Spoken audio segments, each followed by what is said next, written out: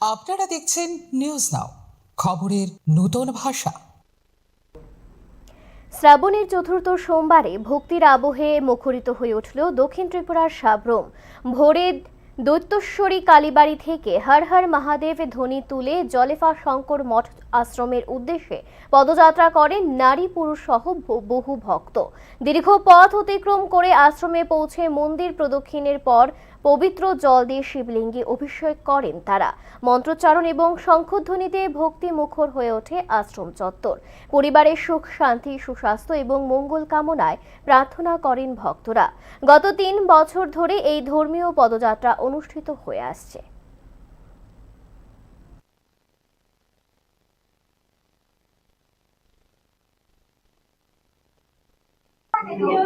কি কর্মসূচি গ্রহণ করছেন আজ আপনারা?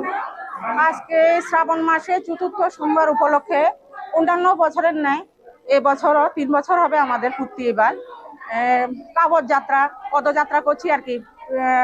দত্তেশ্বরী কালীবাড়ি থেকে জল নিয়ে শঙ্কর মঠ অব্দি শিবকে আমরা স্নান করাবো সবাই মিলে।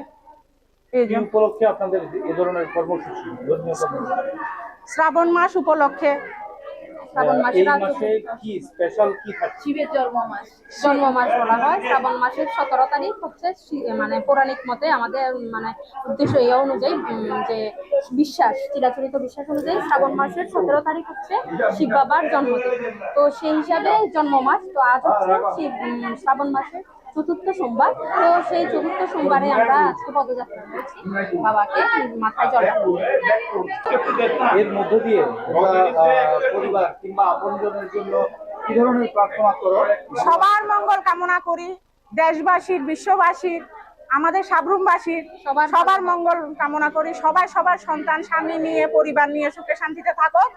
আগামীতে যাতে আমরা বারবার পারি, ঠাকুর যেন আমাদেরকে আশীর্বাদ করেন, আমরা যাতে বারবার পারি এই কর্মসূচি গ্রহণ করার জন্য সবার সহযোগিতা এবং ভগবানের আশীর্বাদ কাম্য করি।